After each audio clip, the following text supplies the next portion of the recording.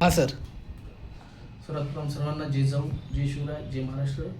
मी मंगेश पाटील कदम, अखिल भारतीय शिवराज्याभिषेक सोहळा समिती दुर्गराज रायगडचा सदस्य असून आज 1 तारीख या रोजी अख्ख्या महाराष्ट्रभर आमच्या दुर्गराज रायगड समितीच्या वतीने सर्वीकडे प्रेस कॉन्फरन्स घेण्यात आली. सर्वप्रथम मी सर्व पत्रकार बंधूंना नमस्कार करतो, जिजाऊ करतो. आज 5 आणि 6 तारखेला होणारा हा लोककालीन महोत्सव म्हणजे शुभ महोत्सव म्हणजे छत्रपती ज्यावेळेस आमच्या ज्या गडावरती रायगडावरती राजे झाले ते म्हणजे शिवराज्याभिषेक सोहळा.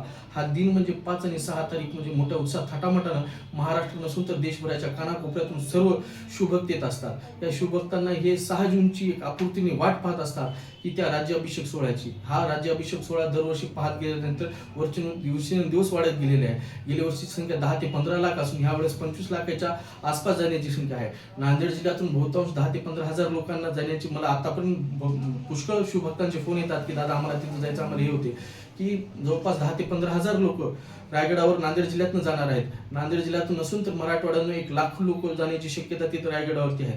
या राज्याभिषेक सोहळ्याचे आमचे मार्गदर्शक युवराज छत्रपती संभाजीराजे यांच्या मार्गदर्शनाखाली आणि आमचे मार्गदर्शक म्हणजे नेते यांच्या हातचे हा शिवराज्याभिषेक सोहळा असतो. शहाजीराजे यांच्या हातचे सोहळा असतो आणि गेल्या 3 महिन्यापासून अटूट परिश्रम करत असताना या प्रत्येक सोहळ्याचं बारीक ना बारीक जबाबदारी जी असते ती आमची आऊसाहेब सहयोगिता राजे यांच्या मार्गदर्शनाखाली होत असते. आमची शिवराज्याभिषेक सोहळा महोत्सव समितीची सर्व टीम असेल, संदीपजी खांडेकर साहेब असतील, फतेहसिंगजी सावंत असतील, सुखदेवजी गिरी साहेब असतील आणि सर्व कमिटीचे लोक असतील किंवा अमर पाटील असतील, हे सर्व लोकांच्या सानिध्यामध्ये हे सगळा शिवराज्य महोत्सव असतो. आमच्यासारख्या सर्वसामान्य कार्यकर्त्यांना गेल्या अनेक वर्षापासून या रायगड बोर्डाचा सदस्य करून आम्हाला या शिवभक्तांना एक चांगल्या प्रकारची संधी देते आणि आम्हाला एक चांगलं व्यासपीठ आम्हाला भेटलं आणि आम्हाला ह्या व्यासपीठावरती आम्हाला शिवभक्तांच्या साक्षात समोर आमच्या डोळ्यासमोर स्वर्ण महोत्सव होण्याचा आणि राज्याभिषेक होण्याचा सोहळा आम्ही आमच्या डोळ्यातनं पाहत असतो. या सोहळा पाहत असताना आम्हाला खरं आनंद उत्साहानं वातावरण होतो की माझ्यासारख्या छोट्या सामान्य कार्यकर्त्याला आऊसाहेबांनी असेल किंवा संभाजीराजेने असतील किंवा शहाजीराजेने असतील किंवा कमिटीने असेल माझ्यावर जो विश्वास दाखवून मला सदस्य केलं, या सदस्या बाबतीत मला अनेक शिवभक्तांचे मी प्रश्न सोडत असतो आणि या राज्याभिषेक सोहळ्याचा खऱ्या अर्थाने एक साक्षीदार होत असतो.